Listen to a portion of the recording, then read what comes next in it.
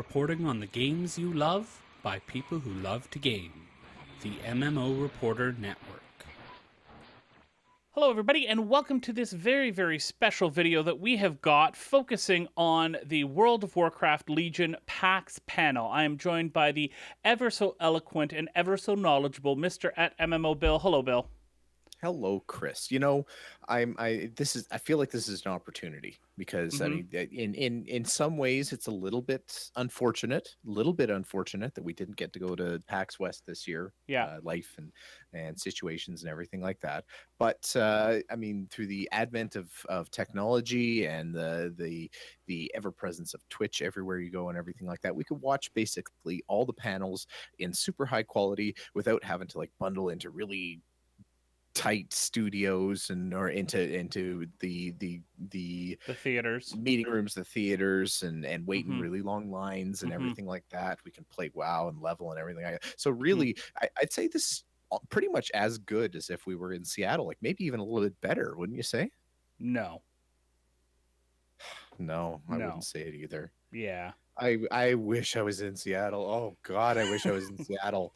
There was a point on Friday where one of the guys covering it, Jason, said, something about PAX. And I said, if I leave now, I could be in Seattle in how many hours? Anyways, we both are missing PAX, but we did get a chance to watch the PAX panel. We have some video now that we'll be playing as we go through here as well from Carrie, who was in attendance at the panel. And hopefully I have asked Carrie if she could try and get us some of the pins they were mentioning for giveaways. So here's hoping. That's the World of Warcraft panel, by the way. Yes. Didn't I say that? Yes.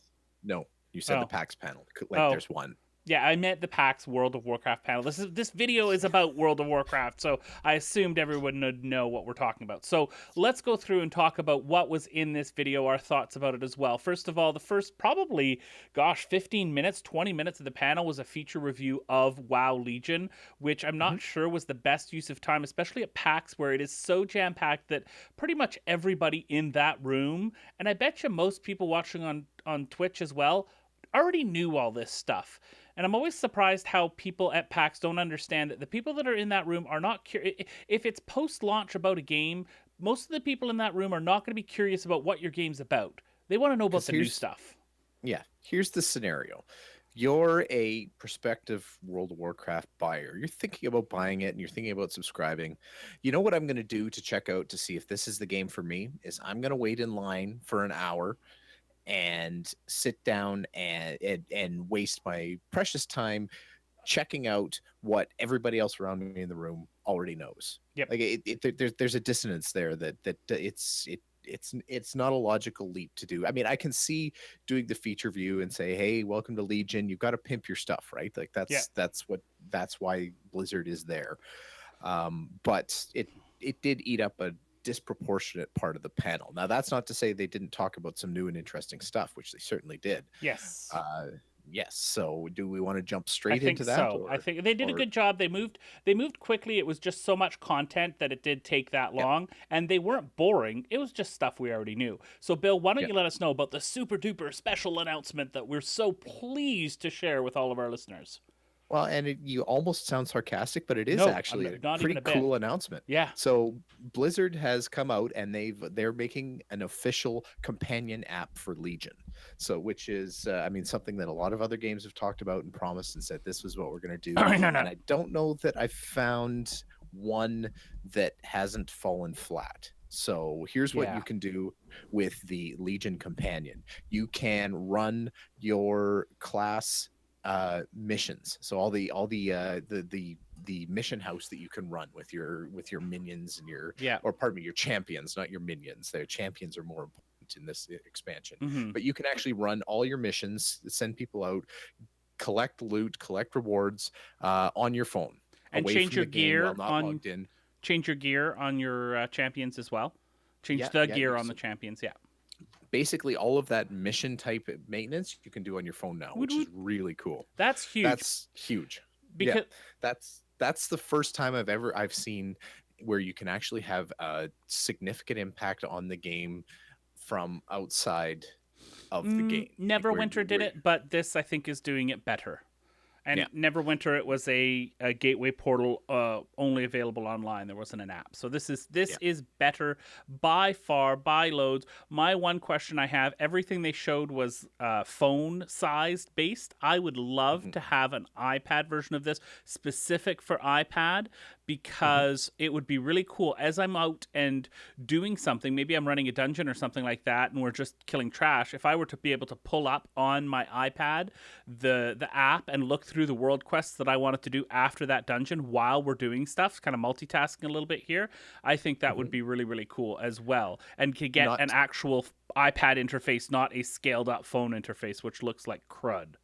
not to mention not having to bomb back to Dalaran in order to reassign your mission Yeah, quests and everything like that. If you're yeah. out running quests or you're doing a dungeon or you're already in the Mm, game, this is I think a great interface to be able to do yep, that without having to teleport back and forth. That was actually my first thought when I saw it. yep. That's even more than playing offline is being able to do two things while you're online. So So we'll that put was in.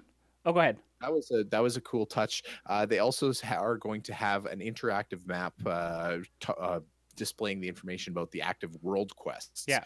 that are going to be available or that are running in the world at any given time. Now, world quests are the level 110, one of the pieces of the end game where you can run kind of raid level out in the world quests or solo quests or crafting quests or they all or PvP. There's a bunch of different game areas that are represented by these quests, and they all happen kind of dynamically at different places in the world. And just to, there's this is a way for you to kind of keep track and see what's going on where and when and that kind of thing. That to Mm-hmm. me I thought was maybe a little less necessary for being offline. It's more like that kind of thing I could see where you're in the middle of your workday and you look at your phone, it's like, oh, there's the world quest I wanted to do and I'm filling out my TPS reports. Yeah. So I was less excited about that feature, but still, very cool announcement and kind of nice that it was dropped at PAX. So the app is going to be available on Tuesday, September 6th. It's going to be free if you have an active WoW subscription, and yeah, Mm-hmm. that was the announcement. So Fantastic. I could have used this in Warlords of Draenor, but that's just complaining. I'm happy it's it's coming now. It's a yep. good thing. Now I'm sort of hoping that this is maybe a little bit of a bar setter. Like Mm-hmm. World of Warcraft has been a template for so many other Mm-hmm. games. If other games wanted to actually go down this path, I would be okay with that. Yep. Patch 7.1 Carazon was also talked about here. It was announced at Gamescom. It's Yep. looking really, really interesting because it is taking a raid experience, what it sounds like to me at least, which is kind of what Mythic dungeons do, but taking a raiding experience to the 5-man level. It's going Mhm. to sit in, as far as gear goes, a little bit above Mythics, but below raids. And it's going to get some new stories, some new operas, Mhm. some new stuff going on in the Opera House. Mhm. And I'm really excited about this. They showed the video. Oh, by the way, for the announcement for the app, we'll have a link in the description of the video, as well as an annotation here. We'll put a link to and an annotation to the YouTube video for this as well. I'm really, really excited about this. I hope that I get to the point where maybe I'm reading. I doubt I'll get to that, but when it gets to LFR, which hopefully it does, it would be nice if they added Carazon as well to that, because I think it's a really cool experience, or at least to the pug, because I, mythics are tough to pug, right? yeah, for sure. I hope they do. Now, if I going back to the original Carazan and that kind of thing, I could see that being a terrible raid to pug because so many of the bosses required a lot of coordination.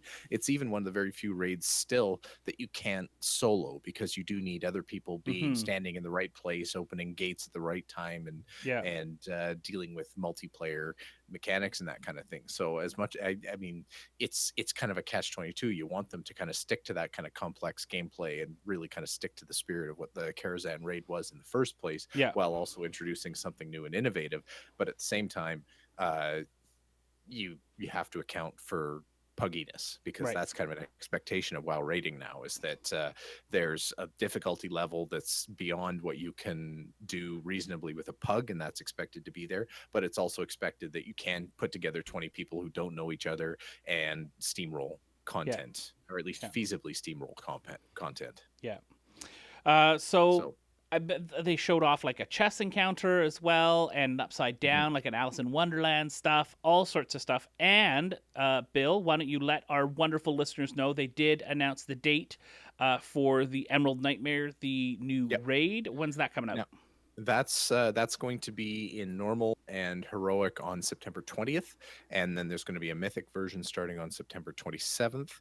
And that's also when the Emerald Nightmare is going to hit LFR as well. So that's a separate thing. We've actually known about the Emerald Nightmare for quite a while. Oh, I didn't think we had the date. I knew it was going to be weeks. I didn't realize I hadn't heard the actual date. Oh, cool.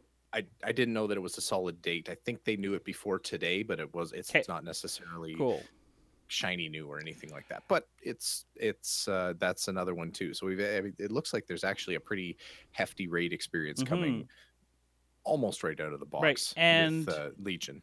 And I love the fact that they said it would be on the PTR soon, actual soon, not Blizzard soon.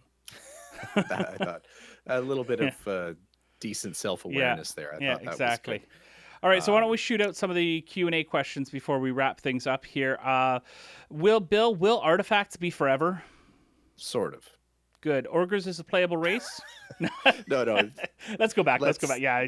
Okay, so the artifacts being forever, that was basically talking about the notion of whether artifact weapons are going to carry on with your character past the Legion expansion, where like the questioner was concerned that he was going to be putting all this time and effort into building up his artifact weapons only to have them be replaced by a green when the next expansion comes out, which is actually a pretty reasonable concern. I mean, artifact weapons are probably going to take as much investment as any raid gear you've probably had before, if not more so, in terms of time and effort and coordination and planning and that kind of thing. Yeah, it would be a shame if it was the first green quest reward that you got in the new expansion obviated that. So they talked about certainly the skins in that are going to carry on because they're putting a lot of effort into the art that goes into these artifact weapons. They didn't really commit to the fact though that your artifact weapons are going to grow with you throughout the game throughout the rest of the future of World of Warcraft. Right. Wow, that was a tough sentence. That was. Okay, ogres as a playable race, specifically two-headed ogres as mages. Not no, but not yes either.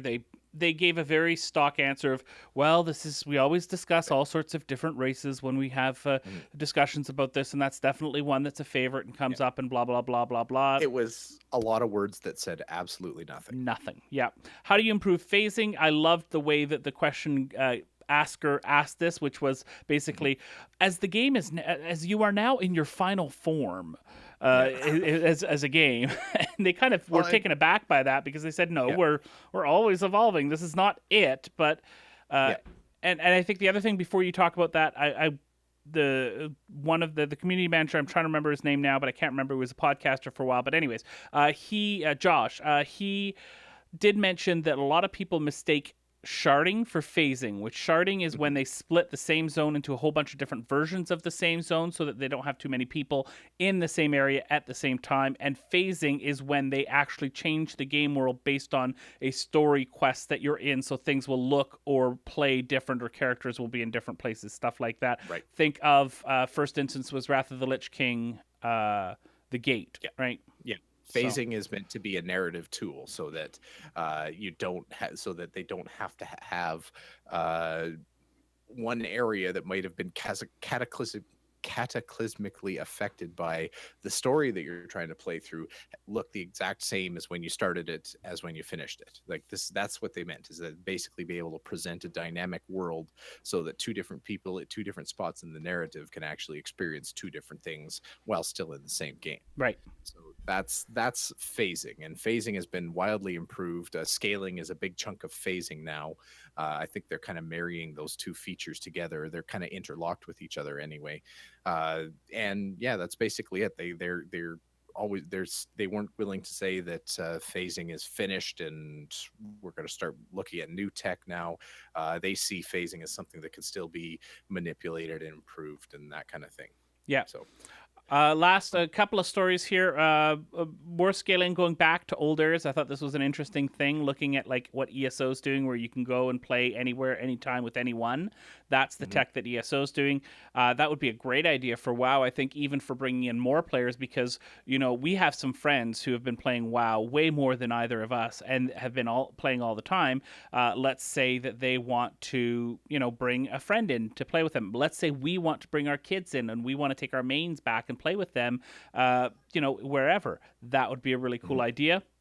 Wait and see. Not sure how much they want to use it. They don't want to overuse it. So nothing right now, but it's definitely not off the table. Right, exactly. In fact, it's the expectation is that you will see it in the future, and it will expand to other areas in the game, but they're not saying how or when, and it's not likely to be universal. You're not going to have, like, Hogger is not going to be hurting you at level 110. I'm pretty sure that's probably, we're not going to see that level of scaling. So. Yeah.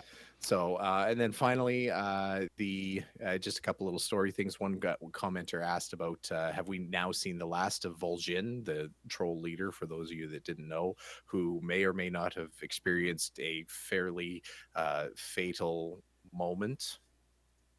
I loved in the game. Loved their reaction to that, which was very, very I think guarded.